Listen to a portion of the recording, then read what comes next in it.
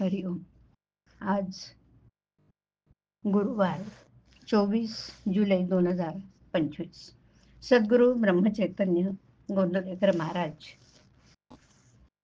आपल्याला सांगणार आहेत की सद्गुरूला शरण जावं.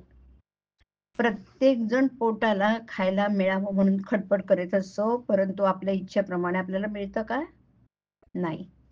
म्हणून सांगायचं कारण असं की जर आपण विषयाकरता इतके झटतो तर मग देवाच्या प्राप्तीकरता श्रम करायला नकोत का?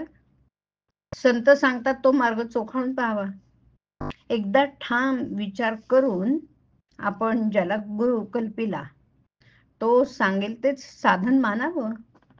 गुरु देहातच असावा हे मानणं चूक आहे. गुरु हे देहात कधीच नसतात. गुरु प्रत्यक्ष देवच आहे अशी भावना ठेवून आपण वागलं पाहिजे. आणि अशी भावना ठेवून वागलं म्हणजे गुरु कसाही असला तरी तिथे प्रत्यक्ष देवाला येणं भाग पडतं. गुरु सांगेल तसं आपण नेहमी साधन करीत राहावं. आणि तसे साधन करीत राहिलो म्हणजे आपल्याला देवाची प्राप्ती होते. गुरु नामाशिवाय दुसरं काय सांगणार? त्यातच आपण सदा राहावं. जो खरा साधनात राहतो त्याला या सर्व गोष्टी आपोआपच साधत असतात. आणि म्हणून आपण गुरुला अनन्य शरण जाऊन तोच सर्व करतो आहे हे मानून जे होईल त्यात आनंद मानित जावा. भगवंताबद्दल जिज्ञासा उत्पन्न होणं ही खरी भाग्याची गोष्ट आहे. असा विश्वासू शिष्य भेटला तर गुरुला देखील आपलं स्वतःचं सार्थक झालं असं वाटतं की नाही? तसं श्रीरामाची जिज्ञासू अवस्था पाहून वसिष्ठांना फार आनंद वाटला आणि ते साहजिकच होतं.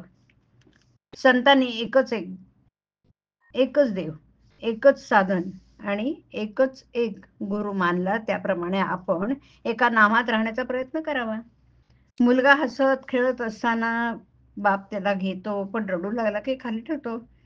याच्या उलट मुलगा रडत असला तर आई त्याला जवळ घेते. हाच देवामध्ये आणि संतांमध्ये फरक आहे. बर्फामधलं पाणी काढलं तर काहीच उरत नाही, त्याप्रमाणे संतांमधलं भगवंताचं प्रेम जर काढून टाकलं तर त्यांच्यामध्ये काहीच उरत नाही.